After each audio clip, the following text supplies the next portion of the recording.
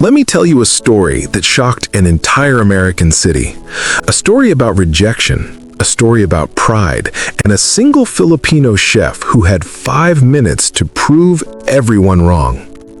Because at this international food showcase, attended by chefs, judges, influencers, and food critics from around the world, Filipino food wasn't just ignored, it was disrespected. But by the end of that night, the food that everyone refused to touch became the food no one could stop talking about. And the crazy part? It all happened because of a misunderstanding, a small accident, and one unbelievable moment that flipped the whole event upside down. This is the story. The event was called Taste the World Festival, held in a massive convention center in the United States.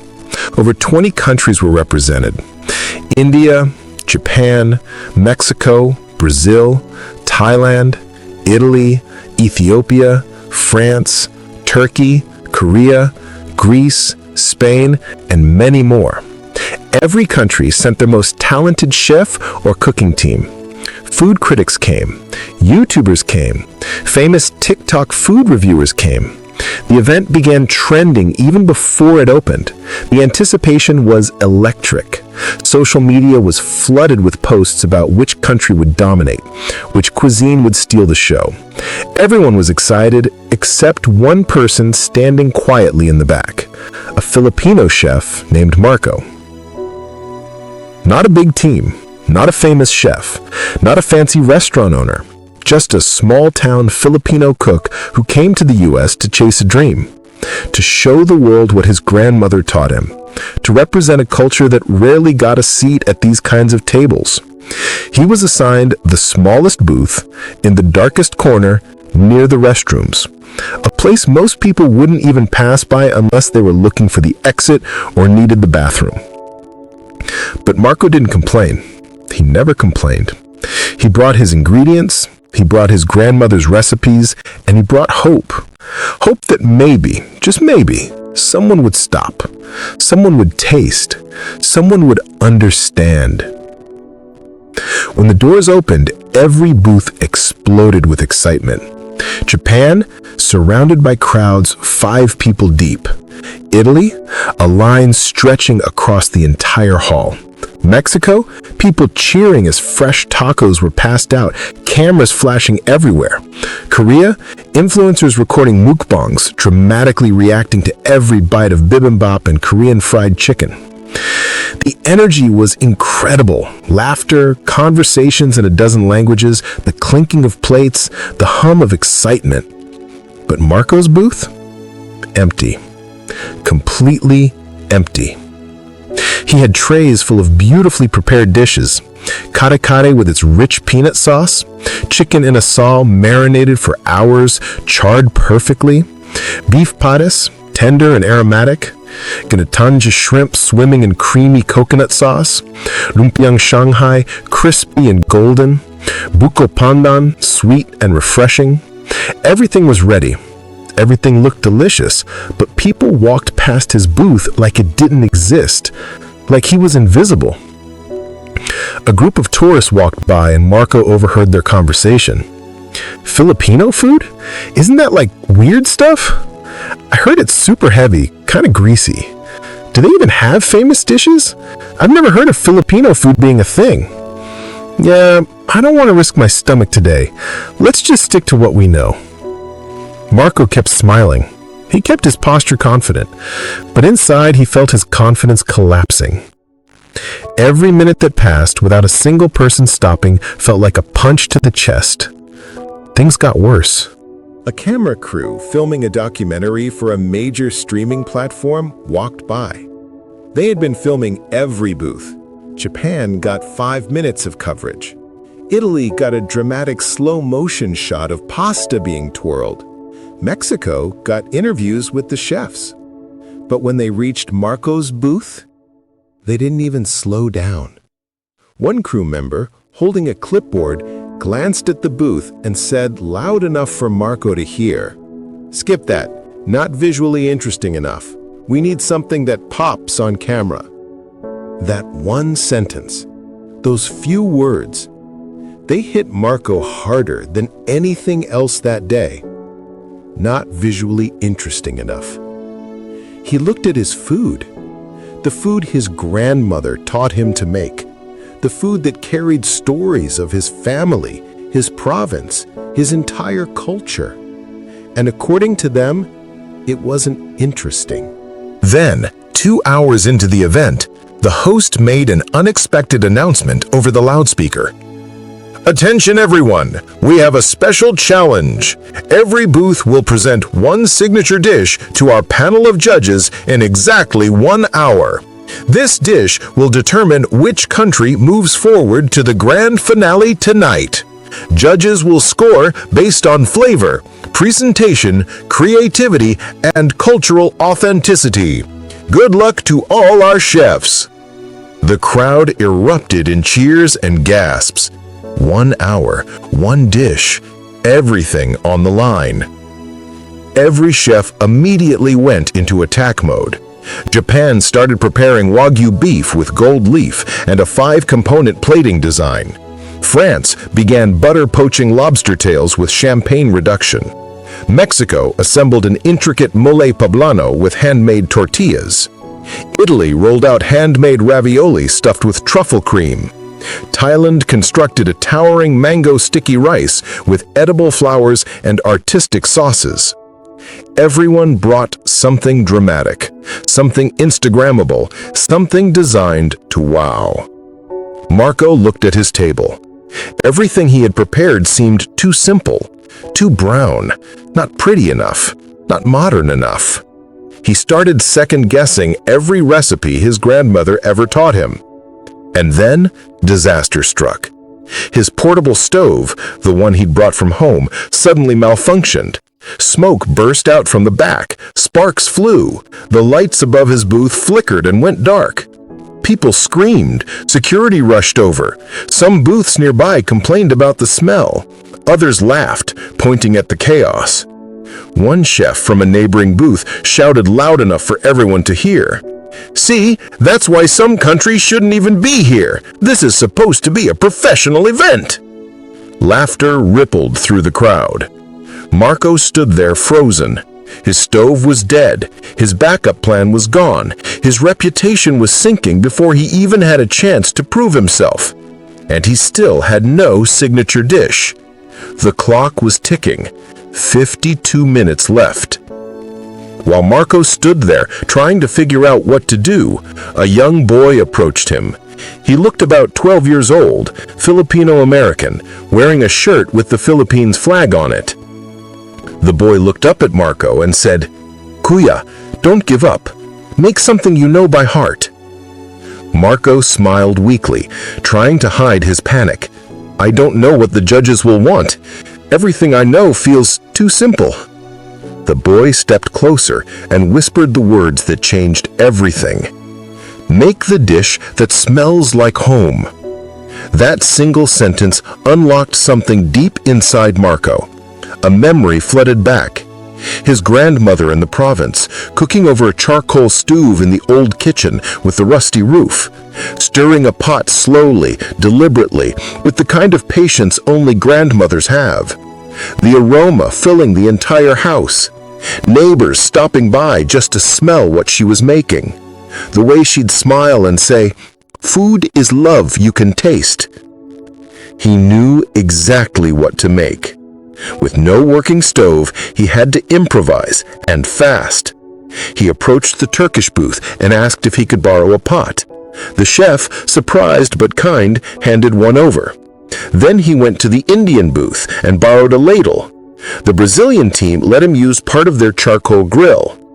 Even the Thai chefs, who had been competing fiercely all day, helped him set up a small fire pit using spare materials.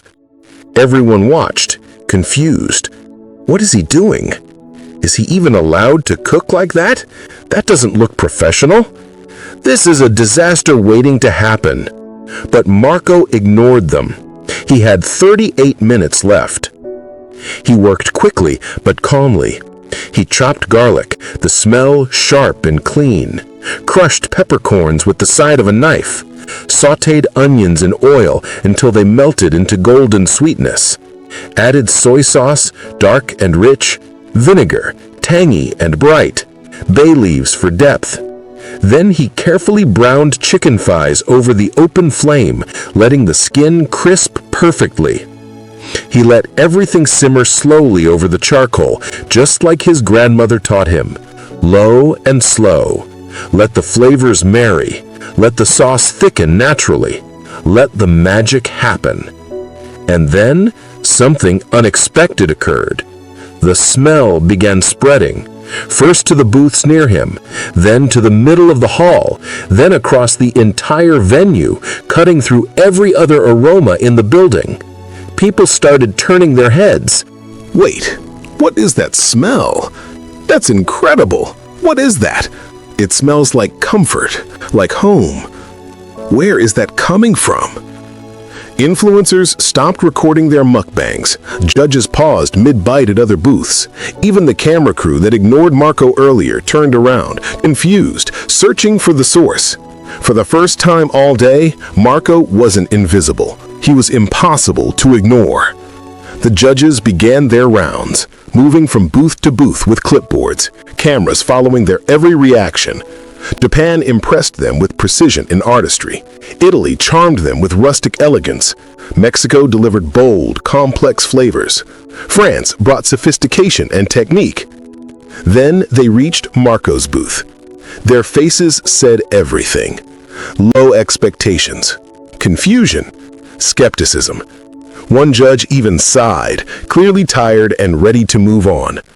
The head judge, a renowned food critic with over 30 years of experience, looked at Marco and said, "All right, what do we have here?" Marco stood tall and answered confidently, "Chicken adobo, a Filipino classic." Some judges exchanged glances. One raised an eyebrow. "That's it? Just chicken adobo? No fancy plating? No modern twist?" "It's very simple, almost plain." Marco nodded calmly. Simple, yes, but meaningful. This dish has been cooked in Filipino homes for generations. It's made with soy sauce, vinegar, garlic, peppercorns, and bay leaves, and it's cooked with patience. He served it with a small mound of warm white rice. Nothing more. No garnish, no gold leaf, no architectural presentation. Just a bowl, a spoon, and honesty. A moment of silence. The judges took their first bite, and then everything changed. One judge dropped her fork. It clattered against the plate. Another covered his mouth, eyes widening. A third judge closed her eyes and leaned back slowly, processing what she just tasted. The head judge, the one who sighed with skepticism moments earlier, stared at the bowl and said quietly, "Why have I never tasted this before?" The camera crew filming the judging froze. Someone whispered behind the camera, "This is the reaction we've been waiting for all day." Suddenly, all the cameras turned toward Marco. Word spread instantly. People started rushing to his booth. "Can I try? Do you have samples? I need to taste what the judges just ate. Is there any left?" And then the moment that went viral. A German food vlogger with over 2 million subscribers took one bite of adobo, just one bite, and she burst into tears. Not sad tears, emotional tears. She looked directly at the camera, tears streaming down her face, and said, "This tastes like my grandmother's cooking. How is that possible? I'm German.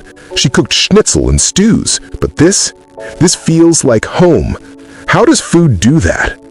Her video editor kept the camera rolling, the raw emotion, the vulnerability, the pure, unfiltered reaction. The clip was uploaded immediately. Within minutes, it spread across the venue on people's phones. Within an hour, it would have millions of views. Marco's booth became packed. A line formed. People who mocked him earlier were now standing in that line. The Brazilian grill chef shouting insults? He was third in line, head down, saying nothing. The Japanese chef who ignored him earlier, taking photos of the adobo, asking questions about the recipe.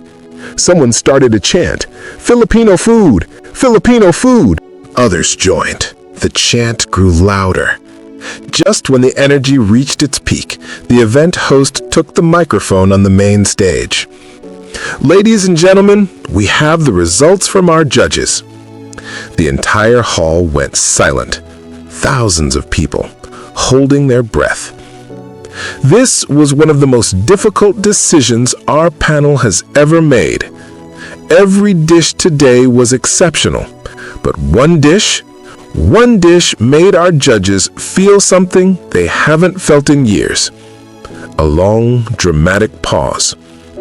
The winner of the Signature Dish Challenge is... Another pause. The tension was unbearable. "The Philippines! Chef Marco!" The crowd erupted, screaming, cheering, applause thundering through the hall. Even chefs from other countries cheered. The Italian chef clapped, the Korean team bowed respectfully, the Thai chefs raised their fists in solidarity. Marco stood frozen, unable to process what just happened. But then, something even more unexpected occurred. The camera crew, the same one that said his booth wasn't visually interesting enough, ran toward him. The director pushed through the crowd. "Chef Marco, we need to talk. We made a mistake, a huge mistake. We want to feature you properly. We want to tell your story. We want to film a segment about Filipino food. Will you let us?" Marco, still in shock, nodded slowly. During the interview, the host asked the question everyone wanted to hear. "Chef Marco, what makes Filipino food special?" Marco took a deep breath. His voice cracked slightly, holding back tears. "My grandmother used to say something. She'd say, 'Food doesn't have to be beautiful. Food must make people feel something.'" He paused, gathering his emotions. Filipino food isn't flashy.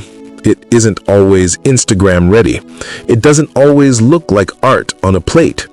But it's made with heart, with history, with love. Every dish carries a story. Every recipe has a memory. And when you eat it, you're not just tasting ingredients, you're tasting generations. The crowd was silent. People were crying. The host wiped her own eyes. The Filipino community in the audience began cheering. Some waved Philippine flags they brought. Others shouted "Mabuhay." Others hugged each other, overcome with pride. By the end of the event, Marco didn't just win. He sold out every single dish. Not a single grain of rice was left. Not one lumpia. Not one spoonful of kare-kare. He received offers. A major food network wanted to feature him in a documentary. 3 different restaurant groups offered partnerships. A publishing company asked him to write a cookbook. The festival organizers personally apologized for placing him in the corner and promised him a main stage spot next year. Several chefs from other countries asked for his adobo recipe. Some wanted to collaborate. Others just wanted to learn. But the best moment? That came at the very end. The young boy, Evan, returned to the booth as Marco was packing up. He looked up at Marco and said, "Kuya, I told you, just make the food that smells like home." Marco knelt down to the boy's level, smiled, and responded, "Yes, you were right. And now the whole world knows what home tastes like." And that's the lesson here. Never judge a cuisine because it looks simple. Never underestimate the food of a small country.